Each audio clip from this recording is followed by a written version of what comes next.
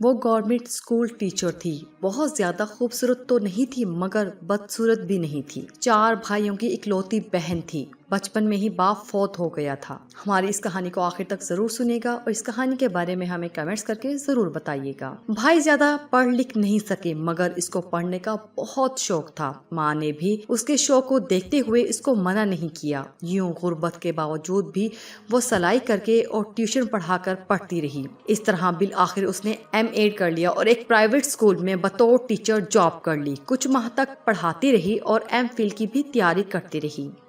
اسی دوران اس کی سہیلی نے بتایا کہ گورنمنٹ اسکول ٹیچر کی ویکینسی آئی ہوئی ہے، وہ وہاں پر اپلائی کرو۔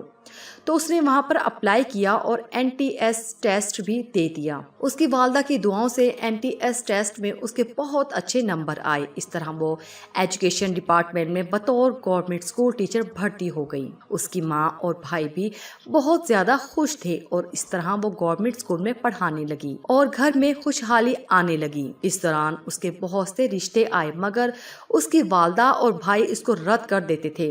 اس کی ایک بہت بڑی وجہ اس کی تنخواہ بھی تھی جو 30,000 سے زیادہ تھی۔ اس کے بھائی نہیں چاہتے تھے کہ اس کی شادی ہو اور اس کی والدہ بھی یہی چاہتی تھی کہ جب تک اس کے بھائی سیٹ نہ ہو تب تک اس کی شادی نہ ہو۔ اسی طرح اس کی عمر کرتے کرتے 35 سال ہو گئی۔ اب اس کے رشتے بھی کم آنے لگے تھے۔ اس کے چھوٹے بھائیوں نے اپنی مرضی سے شادی کر لی تھی۔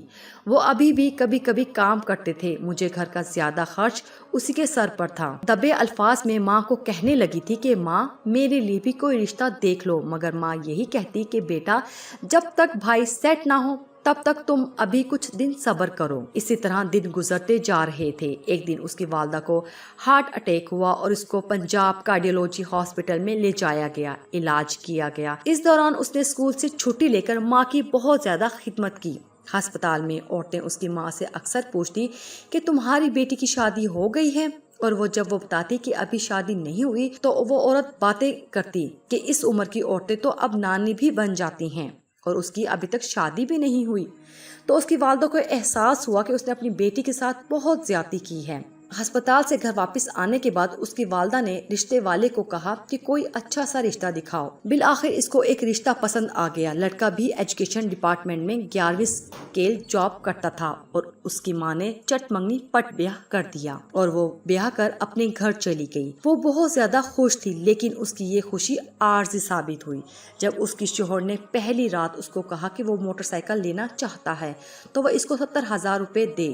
دوسرے دن اس نے 70,000 روپیہ بینک سے نکلوا کر اس کو دے دیا۔ بینک سے رقم نکلواتے ہوئے اس کے شوہر نے دیکھا کہ اس کے بینک اکاؤنٹ میں 5,30,000 روپے موجود ہیں، تو اس نے اس کو کہا کہ وہ اس کو کاروبار کے لیے یہ 5 لاکھ روپے دے دے تاکہ وہ کوئی کاروبار بھی کرے پارٹ ٹائم، مگر یہ اس کی کل جمع پونجی تھی، وہ اس کو نہیں دینا چاہتی تھی۔ اس بات کو لے کر وہ روز اس سے لڑائی جھگڑا کرتا تھا۔ یوں انہی جھگڑوں سے تنگ آ کر وہ ماں کے پاس چلی گئی تو دیکھا ماں کی طبیعت بہت زیادہ خراب ہے، تو اس نے ماں سے کوئی بات نہیں کی اور خاموشی سے واپس چلی آئی اور گھر واپس آ کر اپنے شوہر کو 5 لاکھ روپے کا چیک لکھ دیا۔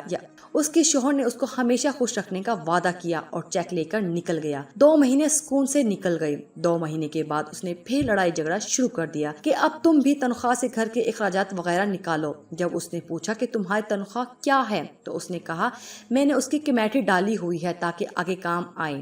ماں کی بیماری کو دیکھتے ہوئے اس نے یہاں بھی چوں چرا نہ کی اور خاموشی سے گھر کا مکمل راشن اور بل وغیرہ ادا کرتی رہی۔ ہمارے معاشرے میں یہ جو خواتین کے ساتھ معمولی اور عام سی بات ہے کہ ان کا ہر طرح سے استحصال کیا جاتا ہے اور وہ بھی اپنے ماں اور باپ کی عزت اور جان کو بچانے کے لیے یہ سب کچھ برداشت کرتی رہتی ہیں۔ اگر کوئی لڑکی اس ظلم کے خلاف بولتی ہے اور طلاق لیتی ہے یا خلا لیتی ہے تو اس کو ہی مکمل قصوروار ٹھہرایا جاتا ہے کہ جاب کرتی تھی، خود کماتی تھی، اس لیے اپنا گھر نہیں بسا سکی۔